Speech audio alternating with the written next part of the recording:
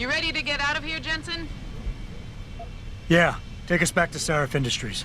None too soon, if you ask me. Strap in and hold on!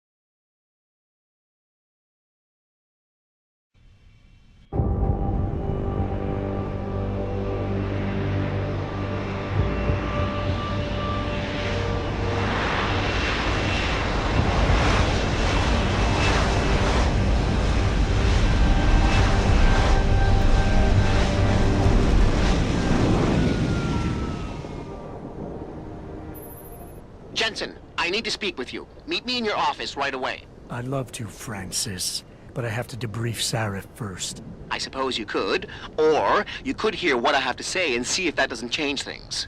Pritchard out. I can't believe it, Jensen. An internment camp smack dab in the middle of Detroit. Shit.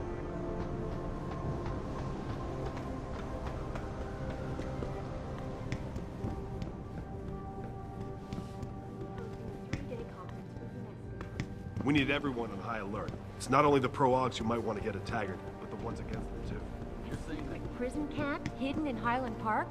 You've got to be kidding me. That's what Will was saying. He heard Frank talking to David.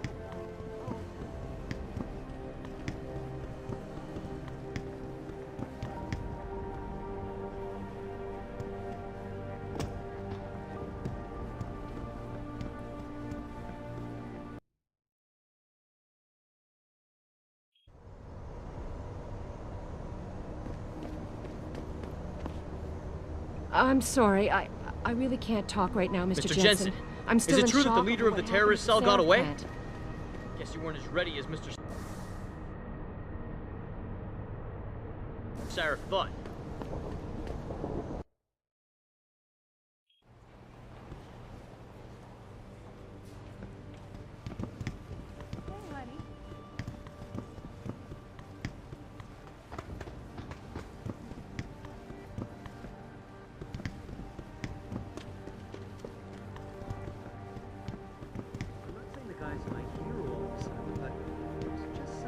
What do you want? As much as I hate to admit it, I need your help.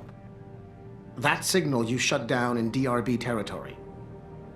It's been active for almost a year. You're telling me someone outside this company has had access to our network since before the first attack? I've detected intrusions before and shut them down swiftly every time. But whoever designed this particular algorithm is good. Very good. You've told Sarif? See, here's the thing. The intrusions were possible because of a backdoor access into our security system that I never even knew existed. The one Sanders' team used to get inside our plant. I've worked here for 7 years, Jensen, and this is the first time I've seen that particular access route. David Sarif created it specifically to bypass the firewall. He's hiding something, and I think you should find out what it is. Why me? Because, as far as I can tell, Sarif created that access and was streaming a lot of data through it shortly after your ex-girlfriend suggested he hire you. Don't you have some investigating to do?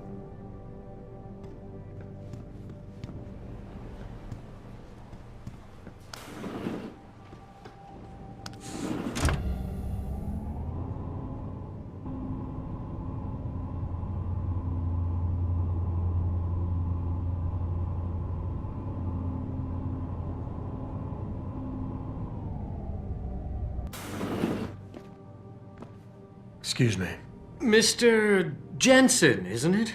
Sir, you have that charity dinner? In a moment, Isaiah. I was hoping I might run into you, Mr. Jensen. Bill Taggart. The founder of the Humanity Front. I know who you are. Yes. Yes, I imagine you do. As David Sarif's top security man, I imagine you have quite the file on me. But I assure you, Mr. Jensen, I am devastated by recent events. Really? I do not support what you and your company are doing to mankind. I believe it's extremely dangerous. But abolishing human enhancement technologies will only be achieved through legal means. I'll keep that in mind. This is your first day back since the accident 6 months ago, isn't it? Sir, we have to go. What happened to me was no accident. Ah, my mistake. But it must have been stressful facing down a second incident so soon. I imagine it brought back all kinds of unpleasant memories.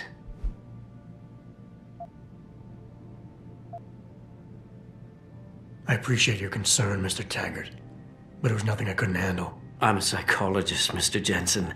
I know when a man is hiding behind words.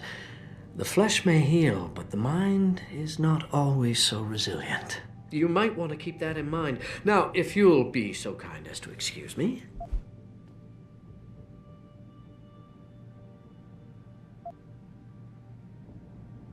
I'm curious about something, Mr. Taggart. What is it you hope to accomplish by coming here tonight?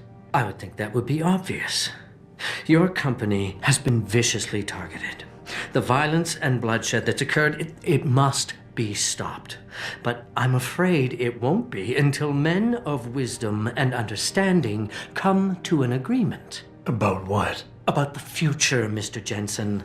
This enhancement technology threatens to change the course of human evolution, to redefine what it even means to be human.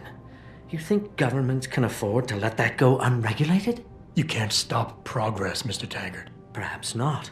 But neither can we afford to sit by and watch it happen on its own. Not when we have the ability, the collective will, and foresight to influence it. I see. Thank you for illuminating me. Anytime. I'm glad we had a chance to talk, Mr. Jensen. You're Taggart's aide, aren't you? Meeting you has been very Dr. Isaiah Sandoval, isn't it? No need to play ignorant, Mr. Jensen. I am quite sure you have a file on me that's as thick as the one you have on Mr. Taggart. You're an outspoken activist in your own right, Dr. Sandoval. When you have seen the things that I have, you find you have no choice but to stand up and be counted. Frankly, I am surprised an ex-cop like yourself isn't more disturbed by the dangers of this technology. Augmentations help a lot of people, Doc. Handicapped, war vets. Yes, but at what cost? My own friend had his life ruined by these so-called enhancements of yours. A man much like you who had no choice but to become augmented. Yet once he was... Too much power can make you do terrible things, Mr. Jensen. I suggest you think long and hard on that. I'd like to hear more about your friend, Dr. Sandoval. What exactly did he do? Nothing. Was he injured in the Gulf? He went on a rampage in a shopping mall, if you must know. Hoping to be gunned down by the police, rather than face a lifetime battling augmentation addiction. He was addicted to augments? They don't talk about it in those corporate brochures of yours, do they? Neuroposine dependency, rejection psychosis, any number of physical and psychological ills have resulted from this technology, and yet we rarely hear a word about them. I'm sure the literature is out there. No thanks to the throng of corporate lawyers attempting to stop it. Your friend, did he succeed? Did he suicide by cop? No. Bill Taggart talked him down. Just doing my job here, sir. I'm sure Real you can shame appreciate what happened that. at your factory tonight. My condolences. Athena, you've been at this company a long time. I hope that's not a comment about my age, Adam. No. But I know nothing gets by you. If Sarif had done something that could compromise us... Mr. Sarif has only the best interests of this company in mind, Adam. I'm not questioning that. Aren't you?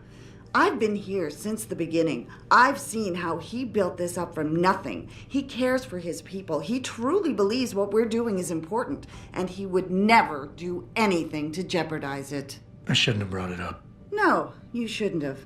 Now, if you'll excuse me, I'm busy. You better get in there, Adam. David's been waiting.